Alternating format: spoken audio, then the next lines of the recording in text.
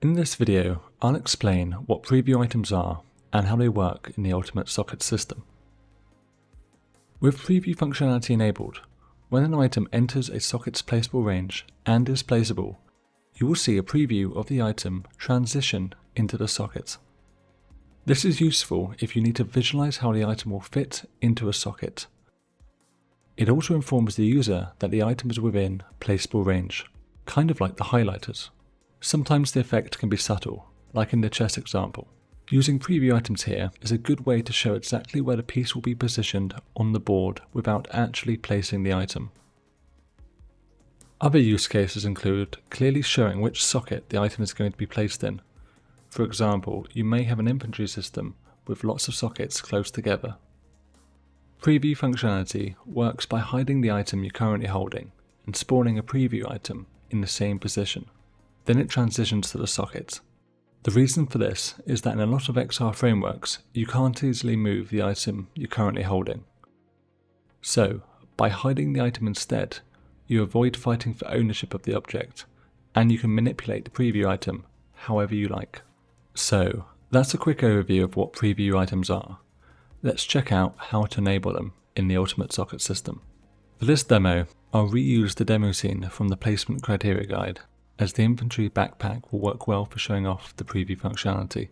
The demo scene contains third-party assets that are not included in the Ultimate Socket system. I've added a link to the assets in the description. The backpack has some sockets that have already been configured for item placements. You can check out the item placement guide if you need help with setting up some sockets and placeable items. I've also got some game objects that I want to place into the backpack. I've already converted these into placeable items, except for the sword, which I'll do now.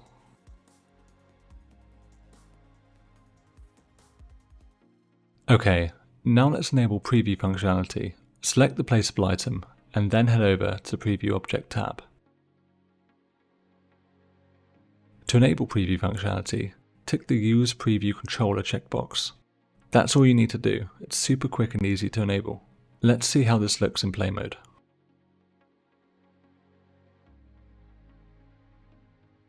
This is working great, but it does look a bit quick.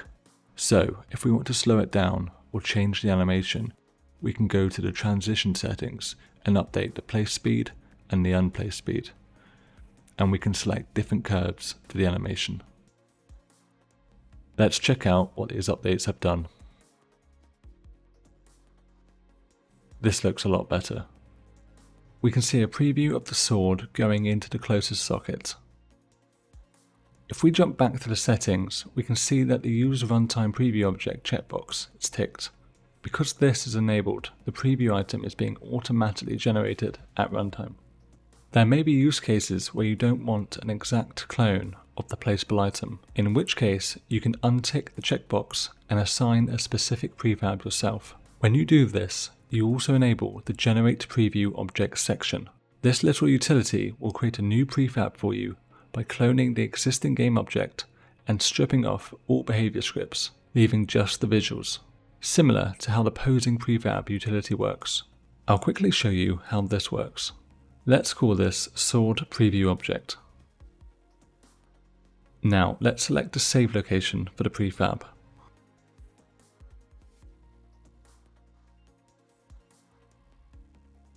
Perfect. Our new preview prefab has been generated, and it's even assigned the reference in the Preview Object prefab field above.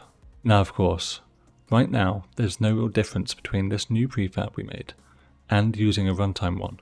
However, having a specific prefab does allow us to modify the object. Perhaps we wanted the preview object to use a different material. You could change this on the prefab we just created, and that would work. The issue with preview items is that when they're spawned, they have no clue what's going on. When the prefab's instantiated, it has no reference to the placeable item or the socket. This is where spawn handlers come in. Spawn handlers are a way of passing context to the preview item when it's spawned. I'll show you a simple example of using a spawn handler so you could apply this behavior in your own project. To demonstrate this functionality, I'll add a spawn handler to this preview object. The spawn handler will change the color of the preview item based on which side of the backpack the slot is. For this, we'll create a quick script to identify which side of the backpack the slot is on. Let's call it Backpack Position Identifier. In this script, we'll create a simple enum for the side of the backpack with options for left and right. Then we'll create a property to hold this enum. Let's go back to the editor and attach this script to the sockets. To keep things clean, I don't like to attach components to the socket or placeable item game objects. Instead, let's nest each socket in a container game object. Then, let's add our socket position identifier component to this container. We'll assign the backpack position for each one. I should also mention that these sockets only have the not holding item placement criteria, so they'll accept any infantry item. Okay, now let's create the backpack item spawn handler script. Let's quickly create color properties that will be used when the preview item is displaying in either the left or right sockets. To make this component a spawn handler, you need to implement the iPreviewObject spawn handler interface.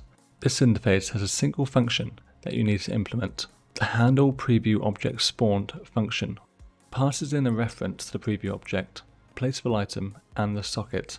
The handlePreviewObject spawn function is called as soon as the preview item has been instantiated, allowing you to get creative with what you do in the spawn handler. For this example, we'll just need to access the socket so that we can find out which side of the backpack the socket is on. So let's get a reference to the socket position identifier component. As I added the component to the container game object, we can access this via the parent transform. Let's do a quick null check here. In your own project, you should probably add a log and handle this properly, but for now we'll just return out of it. Let's create a color variable and set a default color of magenta. Now let's use the backpack position to set the color to the left or right color property.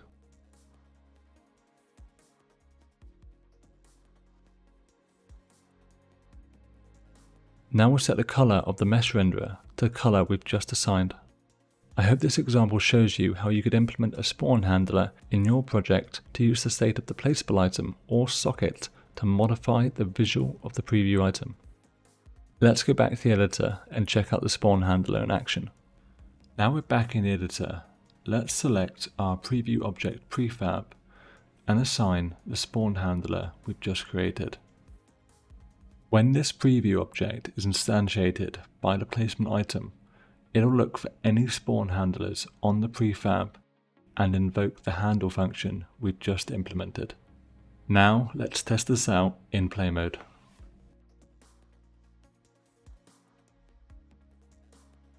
This is working perfectly. As the preview item is displayed in the left slot, it's got a green tint to it, and when it's displayed in the right slot, it's got a yellow tint to it. And if we go near the side slot, which hasn't got a socket position identifier component on, no color tint will be applied, as the spawn handler will return out before it sets any color. In the chess example, you could use a spawn handler to show a preview of the queen when a pawn reaches the end of the board. Although technically the pawn could promote to any piece, for simplicity we'll assume it's a queen. I hope this guide has explained what preview items are and how they can be used. If you have any questions, please reach out via the Discord or the support email. Thank you for watching.